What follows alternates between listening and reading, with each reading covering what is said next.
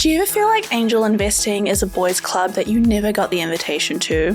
Did you know that less than 30% of all angel investors worldwide are women? And yet when women invest as angels, we invest in more diverse companies with better founders, and we sometimes see much better returns. So, how do you become an angel investor? What does it even mean? How much do you need to have before you start investing? And also, how do I source angel investment deals? Today, I'll be breaking down everything you need to know because it is a little bit like the Wild West out here, and I'm happy to share some real life examples with real life numbers on what has worked and some mistakes that I have made along the way. Hello, my name is Sim. I'm an angel and venture investor. I've been featured in Forbes to Financial Times, and I'm here to share what I have learned in my journey as an angel investor. More importantly, what I've learned by going from an optometrist to an angel investor. I didn't come from the financial industry. I had a very normal upbringing and background, and yet the world of investing and finances and how to find the best deals, it can feel a little bit overwhelming. It can feel a little bit confusing, but I'm here to make it a lot easier. So what I did is I asked our community of investors what they wanted to know about angel investing, and I'm going to answer some of the most commonly asked questions that I have gotten. The first question that came up by Alice is, what is angel investing? And Alice, that is a really great place to start. I like to think of angel investing as you getting to be a very, very early investor, because we have what we call retail investors, people that invest in public companies. So think like putting your money in something that's already quite popular. It's already been backed. It's already been kind of like checked off. The investment bankers that have helped that company IPO have done all their due diligence. And also with these public companies, they have to follow some very strong regulations and rules from the countries that they work in. So for example, if this is a company in the US, they have to follow the SEC regulation. If it's a company in New Zealand, they have to follow the Financial Markets Authority. Same in the UK, no matter where you are. So public companies, when you invest in them, have a little bit more safety, but a private company, a new company that's getting started that has not IPO'd, is what people angel invest into. A company, let's say I start like a lemonade stand and it's growing and I want to kind of make it a lot better. And I want to do that by expanding. Now, as a business owner, I can go get a loan, but that's a kind of annoying thing to do because I have to pay back interest on that loan, and I'm just not really looking forward to that. It's not something I want to do. I then have to pay the loan back with interest, and right now interest rates are high. So that's a no-go for me. However, if I am a new company, a new startup, I can go to people, my friends and family, people in the industry, people that have sold their companies and have a bit more money, or people that have high incomes, and I can say to them, hey, would you like to give me $5, $10, $100,000, even up to $500,000 if you really believe in me, to own a small percentage of my company. And if I give away around 20% of my company to these investors, then I have all this extra cash that I can use to develop my lemonade stand even further. And why would these angel investors give me these checks? Like, what do they get out of it? The idea is that they hope, they know it's not guaranteed and they know it's higher risk, but they hope that the money that they have given me is valued more when I either sell my company or I take my company public. So they hope that either I say, hey, look, my company, when you bought it, it was worth $100,000 and now it is worth $10 million. I have become a global lemonade stand company. And then when I sell my lemonade stand company to a larger corporation like Coca-Cola, Coca-Cola buys it for $10 million, and whatever percentage that I have given away, which was 20% earlier, that 20% gets distributed to all the investors that were my early angel investors. So that's why angel investors exist. Now, a company that has a startup idea that needs a little bit more money, think of companies that either work in like deep tech or companies that work in pharmaceuticals that need lots and lots and lots of cash to get FDA approval or to get, studies done to prove that their drugs or their pills work. Those companies don't really rely on angel checks as much as they rely on things like venture capital funding. So they often go straight past angels and they go, hey, venture fund, hey, A16Z or Sequoia or whoever they can get, they go, I need $1 million. And these funds have millions upon millions, sometimes even billions of dollars to invest, and they get their funding from venture capital investors. So I'm also a venture capital investor. As an angel investor, that's like me working directly with a company and being like, hey, I'll give you $10,000. Hey, I'll give you $50,000. But as a venture investor, I might say to this venture fund, hey, I'll give you $100,000 and I'll let you, the venture fund, find the companies and invest on my behalf. And I understand that 80% of those companies are going to probably fail or return just a 1x. But I know that 20% of your companies will probably like go to $1 billion, go to the moon and be worth a lot and make up for that. And of course, I pay a higher fee because they are managing that money for me and they are finding and sourcing these deals. But angel investing, I'm going to the companies directly or the companies are coming to me and I'm putting money into them straight away. So that's the difference between what an angel investor is and why it even exists. So another question that came up is, what sort of check size do you need when you start angel investing? And when I began my journey, I did not even look into angel investing for two reasons.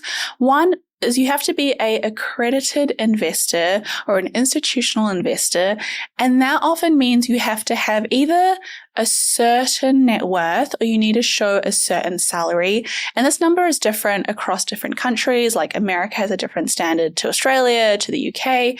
But roughly it is saying, hey, I've got $1 million in assets or I make like 200K plus per year. You need to be able to show that your ability to invest in high risk asset classes, because angel investing is high risk, is something that you can handle if it goes to zero, because it is not wise or fair for someone to be making $50,000 a year and to be investing $10,000 a year into angel. It just wouldn't work. And if you lose it all, that's a large proportion of your net worth. But if you angel invest and you lose a bit of that money, when you have $1 million net worth, maybe that is, a lower proportion and it won't hurt as much. That's the kind of idea governments have. And so they try to de-risk themselves by saying you need to meet a certain requirement to even angel invest. Now, that was the easy part to understand. The part I did not understand was I thought you needed to have hundreds and hundreds and hundreds of thousands of dollars to invest, and that you needed to be like investing just as much as a venture fund. So a venture fund might invest like $300,000 or $500,000 or even $1 million into someone's startup.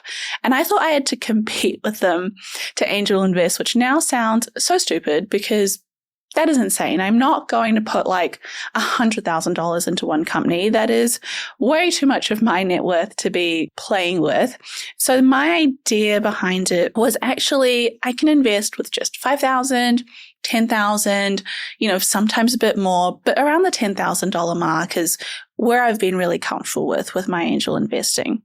I also started angel investing, and I think this is a really great place to look into with a group of other female founders. Some of these women are, actually all of these women are incredible. They have fantastic businesses. And what we decided to do is put our money in together. So every month we all pull in some money and then we put that money into a fund of our own, our angel fund. And then when we see opportunities that we want to invest in, we will deploy that capital, which is such a jargon way of saying we will give that company some money. And we're like, hey, take it. We'd love to own a percentage of your company. And when your company does well, that's fantastic. We then get to cash out and make extra money. So that is how I got started in angel investing. And that's kind of the check size that I use. Another question that came up was, how did I even get started? Like, how did I find information to angel invest? And I'll be honest, there is not a lot of information out there, which is why I wanted to make this podcast episode for people like myself, for when I was younger and I was like trying to figure out how this whole industry worked. But I'm really excited to make more content and resources around this because it can feel, I don't want to use the word elitist because that's maybe an unfair word to use, but it definitely feels like it's for people that have grown up with wealth or have Ivy League degrees or people that just are in the know. And if you're not in the know, it's like not for the everyday person. And so I kind of found that I was able to understand angel investing because I understand retail investing, and I kind of brought my perspective in that market into the private market. And so understanding like what makes a good company is very similar. Like when you talk about looking at a good company, you're like, hey, well, what are the profit margins? How fast are they growing? What is their moat? What makes them different? Who is in the leadership team? What are their projections? What are they actually doing? Is it even profitable? And are they working in an industry where this company can be one day worth $1 billion? Like that is some of the ways that I would think about, even my public market investments. So it's easy to apply that to private market investments. And a lot of it came from like spending a lot of time around other angels and going to seminars and going to events. But you don't have to do all that. I'm happy to just explain it in this one episode, and you'll probably be able to take away like what it took me a couple of years to learn in like a much smaller amount of time. Even understanding like where a company is in its investing journey. So back to my lemonade stand example, like a company might be pre-idea and pre-revenue. And oftentimes this is in the phase called pre-seed, where this company has not gotten a seed investment. And then the company moves into seed investment stage, where they get a bit more money. Then you have a company that is raising their Series A, then their Series B, their Series D. I met someone that was saying that they worked for a company that was up to Series E. And at that point I was like, I did not even know companies had gotten that far. But these different sections and series of companies is basically saying, hey, at what point has this company raised money? Because companies do not raise money throughout the year, all the time, always open. It's not like a bank account that you can just like deposit money and be like, hey, I really like your company. I want to give you $10,000 right now. Usually they have these raises that, like if you meet a founder and they're like, oh, I'm just going through a capital raise right now. First, give them a hug. They probably need it. It is very, very difficult, but that is like the 3 months or 6 months or however long they are raising for, that they open up their investment pool and they say, hey, if you want to buy a portion of our company, we are giving away. I think my understanding is that every stage or every round, a company founder usually loses like 10 to 20% of their company. So they get diluted over those periods of time if they do it right. And the idea behind it is they open it up, they go, hey, we're going to raise. That's what you see in those movies where they go to like a boardroom, stand on the end and go, this is my pitch deck. Like, this is the problem. This is our solution. This is why you should give us money. And then investors tear them apart. Usually venture capitalist investors tear them apart and go, well, why now? Why you? Like, what makes you different from da, da, da? And then they close the round. And then that's when the announcement happens on the news, like TechCrunch is like, hey, like, Simran Kaur's lemonade stand just raised $5 million at a $20 million valuation. And that basically means if my company is worth $20 million and I have raised $5 million, I have given away a fifth of my company for $5 million. I'm going to use that to grow my company and hopefully sell my company, for $50 million if I've raised at $20 million. You don't want to ever be a founder that has raised money at one valuation and then at your next valuation, the next time you raise, have a down round where you've raised $5 million at a $20 million valuation and then you're like, oh crap, our company's only worth $15 million this time around, like 2 years later. So that was a very long-winded way of explaining it. There's so much jargon. But now let's go a little bit deeper into angel investing. Another question that came up was, what are some of the misconceptions you would debunk about angel investing? Like, what are the things that people get wrong? And I would say the first thing that people get wrong is that angel investing is a sure way of making money. Like, I think of my angel investments as donations.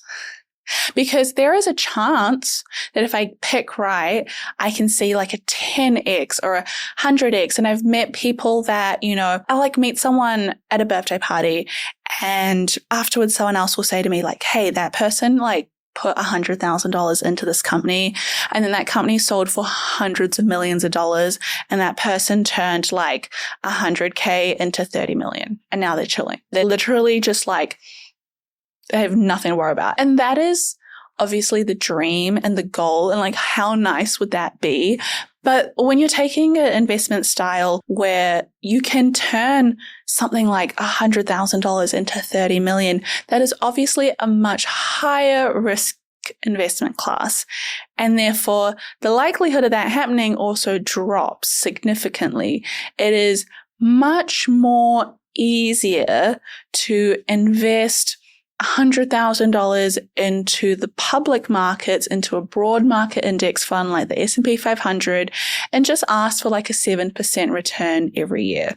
That is the hope. That is the dream. That is like kind of the baseline of, reaching market returns. And so angel investing is seen as like, is this the secret way that rich people make money? Is this the way that like they are getting ahead than us? And the truth is, honestly, probably not. It's more like something that you do when you want to invest into ideas that are changing the world for the world that you want to see. So in my case, I want to see more investments into female-founded companies. I want to see investment into advertising. I want to see investment into things that really matter to me and I understand, like longevity, health. So those are the kind of industries that I like investing in. But I'm also very broad. I think when I come to America, a lot of times people will be like, oh, like you angel invest or you're an LP in a venture fund. Like what section of the market do you like investing in? And when I come from New Zealand, like our market was so much smaller that you just become a generalist investor and you invest in anything and everything that you think might work. And you're not like, oh, I just invest in biotech or I just invest in like consumer goods.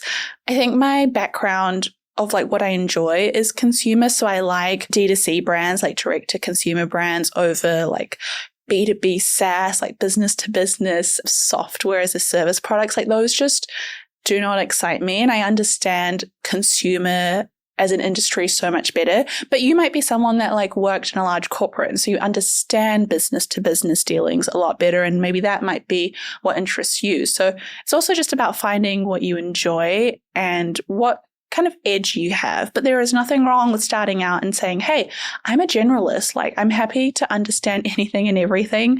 And then over time, over years, I imagine I will start feeling more comfortable with like one area. Like I understand education very well. I understand the online space very well. I understand the creative space very well. Maybe, in 5-10 years time, that is the only sector that I invest in. One of the other questions that I get asked a lot is how do you actually find these companies? Like where are they living? Where are they hiding? And what's really helpful to remember is there are always going to be hundreds of companies that are looking for money. Like what company doesn't want extra cash? But what your job is to find the best companies to invest in that have the best ideas with the best founders. And you have to be open to understanding that the idea might actually change. Like when you are giving an angel check to a founder, especially like a pre-seed investment or a seed investment, you have to understand that you're not really backing the idea as much as you are backing the founder themselves. Your hope is that a founder might be like, oh, we're going to start off with this, but it might change and it might pivot. And we might think that we're going to create like a drink bottle that really, really helps construction workers. And then you might have like the Stanley experience where Stanley cups when actually, who really likes these construction grade drink bottles? Mums, teenage girls, like young women. Like if we just slap a pastel color on these like big Stanley cups, it's like reached a completely different market. And so what a company might start off with may not be what they end up with, but it's that leadership team, it's that founder that you're investing in that makes you figure out if this is something you want to put your money into or not. And the places where you find these high quality companies and companies that you believe will give you a return are usually companies that have what venture capitalists call a $1 billion idea or a $1 billion market.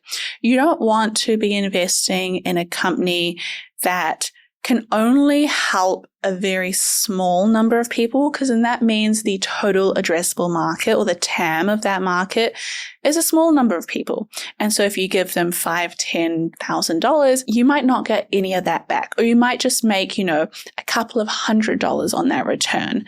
But if you're investing $5,000 or $10,000 into an idea that can become a $1 billion company, then the amount of money that $5,000 or $10,000 can grow into is much larger.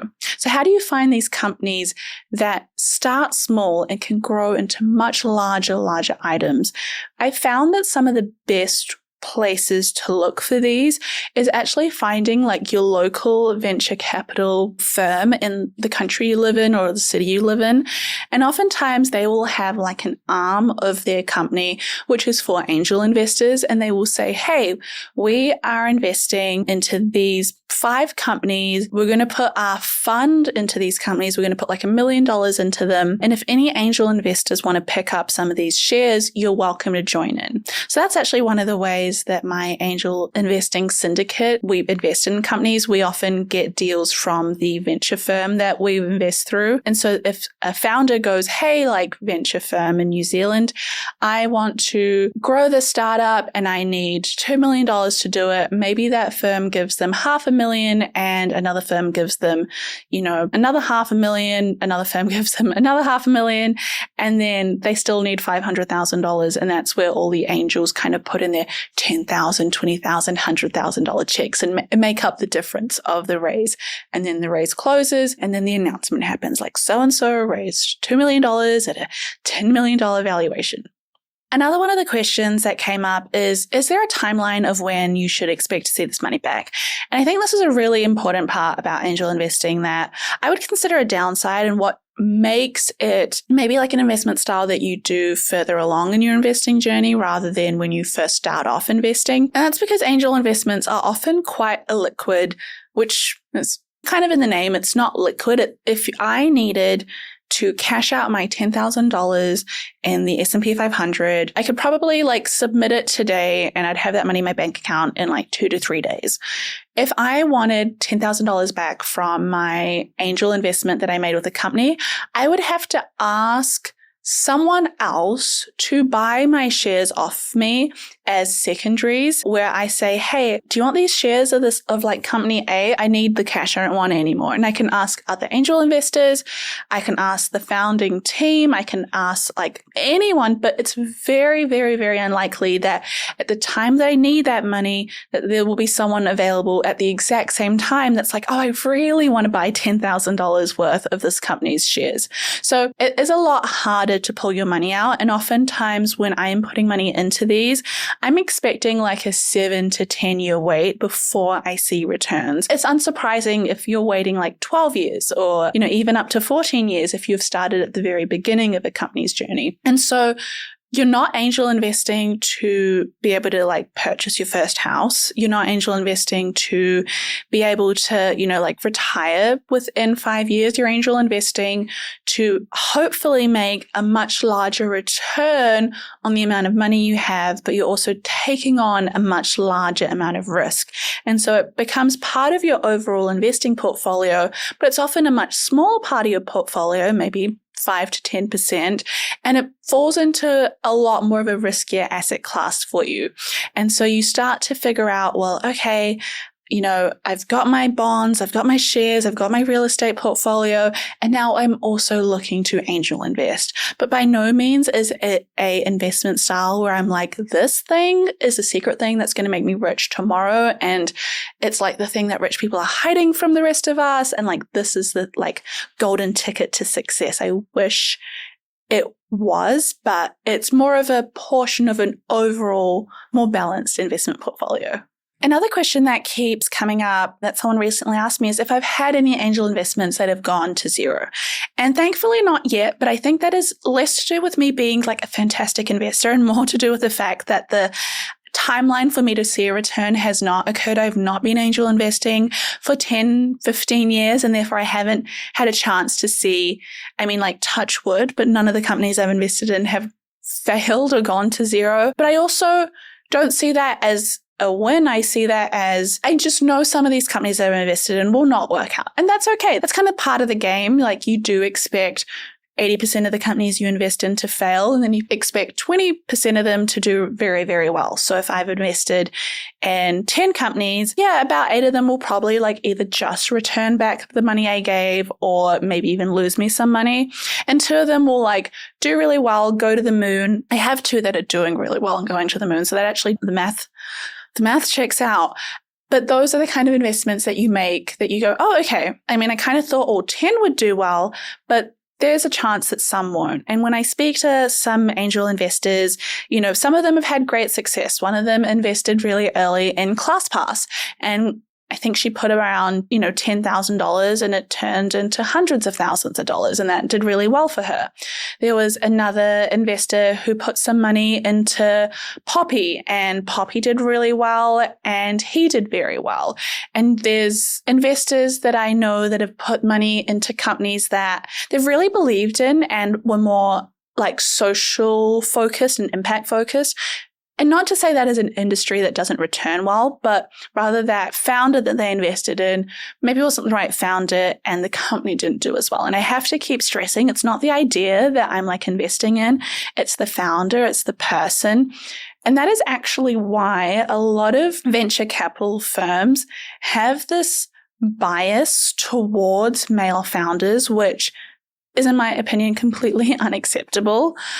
And it comes from their belief that you should invest in what's considered pattern recognition, this idea that, okay, well, what companies have done well in the past that have reached billion-dollar valuations? Oh, they're companies by white men that started at like 22 from an Ivy League school. So that's what they always try to either consciously or unconsciously look for. And we have to break that pattern. And I think that is why I'm so passionate about angel investing. The why behind it is when we have more women investing as investors, we have more women recognizing that, hey, there's a lot of missed opportunities and there's a lot of incredible founders, whether they're female founders, people of color founders, like founders from minority backgrounds that don't have like a pedigree degree, but they have a really great idea and they're great founders and they're great people, and I want to back them because I believe that they will do well. Is there a chance that my money goes to zero? Absolutely. There is also a chance that what I do invest in does really well, and I feel a personal satisfaction that I have invested in creating a product that makes the world a better place, or makes the world a place that I want to see, that I want to live in, that I want my future kids to experience. Now, one of my favorite and probably the final questions that come up when it comes to angel investing is there like a rule book or some guidelines that angel investors adhere to when they look at companies that they want to invest in? And there is not like one particular guidebook or rules that all angel investors look at. And I would say, as I kind of mentioned earlier, angel investing is like the Wild West, because angel investors are not professional investors. They are often business owners, people like myself that have had businesses that have invested in public markets and then have, some extra cash and they go, okay, I'd love to invest in XYZ. And that doesn't make you a professional investor. That makes you someone that has money that goes, I think this will work and these are my reasons behind it. So a lot of investors will have different viewpoints and they will come with different levels of expertise. Even think about like when you watch Shark Tank and you see all the different investors, they've all come from different backgrounds. And so like Mr. Wonderful might feel more interested in companies that are more direct to consumer, companies that he can like put into places like Costco, like companies in that realm. And then you have like Lori, who invests a lot into, her own personal niche. And so when she saw Scrub Daddy, she saw a really great opportunity. She angel invested into it. And then she used her own personal network, her personal skills, her background to get the distribution that Scrub Daddy needed to be like available in all stores. So some angels have the ability to say, oh, let me give you some money and also give you some expertise. So when I angel invest, if a company asks me for help in figuring out how to grow online communities, that's something I can help in because that's something that I would say is a skill set. Or if they want to grow their brand and have a strong brand building, that's what I can help with. And so it's less about like a checklist, but it's more about understanding what will give you the best return on your money if you angel invest. And that's investing in a really, really, really great founder. The idea has to be good. I don't think the idea has to be great. It doesn't have to be something revolutionary. A lot of my personal beliefs are investing in companies that are maybe modernizing an industry that already exists. So for example, like data analysis on marketing trends. That is an industry, like marketing trends will always exist. Companies always want to know marketing. But what if we use AI to analyze the data better and provide that to brands? That's a company that I invest in and I think is doing incredible work. Another way that you might look at investing in a great company that could make for a great angel investment is what I shared earlier, investing in a company that reaches a much larger market, that has a large TAM, a large total addressable market. And that can be a company that reaches $1 billion valuation. We're not looking to invest in companies that at most can sell for $1 million. That's not the game that angel investors play. Maybe that's more of something you do at the start of your journey, but when you become a long-term angel investor, it starts shifting as to how big of a market can this be, because I need to make a return on my money. And just with those guidelines, you're already starting to filter out a lot of companies, and then you can start to say, okay, I'm kind of getting a good idea of what I like. And just because I don't see a lot of deals every day does not mean that you cannot be a good angel investor. You can join angel investor networks. You can keep following Girls That Invest. We'll start sharing more of these.